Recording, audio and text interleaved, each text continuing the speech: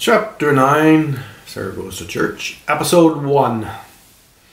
Chief, what? When is the last time you took a holiday? Chief Blussah looked up at Detective Jenkens, not sure what she was driving at, and looked back at his wall.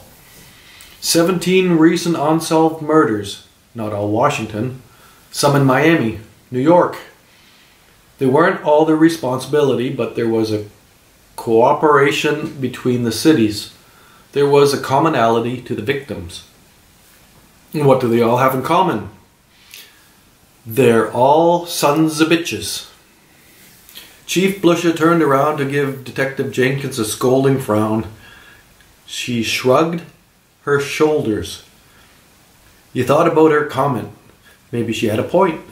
It wasn't his opinion that a priest and a pastor fit the generalization, but the rest might have. Some could be called lobbyists. They all had a lot of money. That was true, mostly. The one victim couldn't really be classified as a rich son of a bitch, but maybe powerful son of a bitch.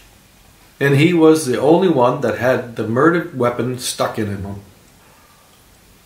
No DNA was found on the weapon, but for a trace amount that had led them on a wild goose chase that ended up at a factory that manufactured rubber gloves. They had brought the man in for questioning in Boston.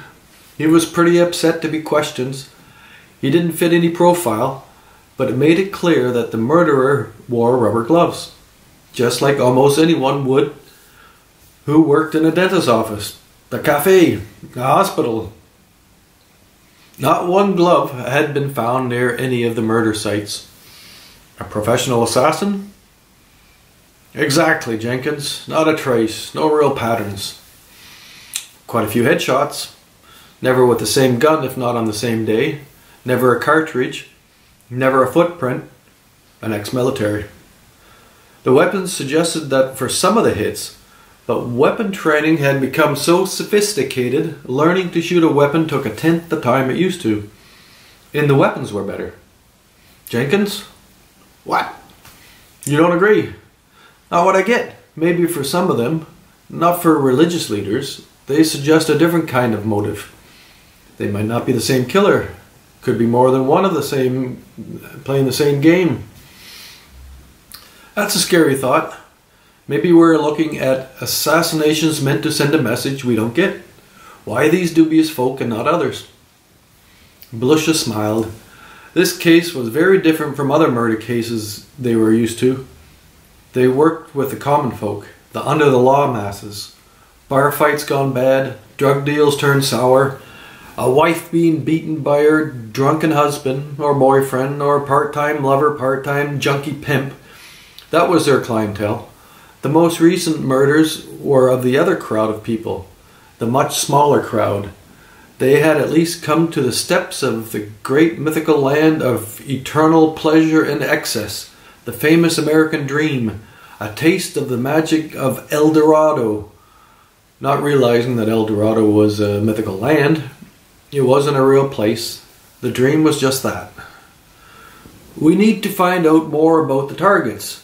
See if there is something more concrete than scumbag that ties them together. They have to have pissed somebody off.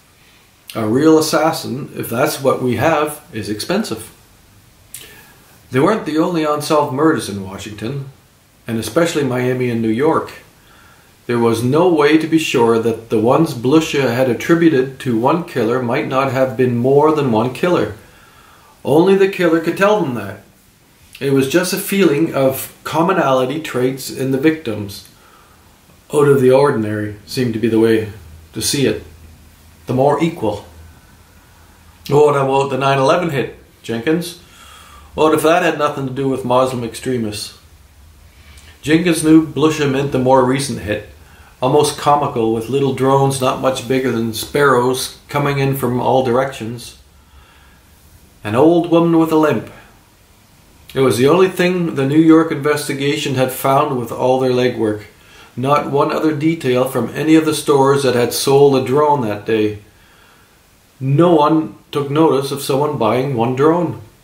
Chief Blussah pulled up the video surveillance for the 12 stores.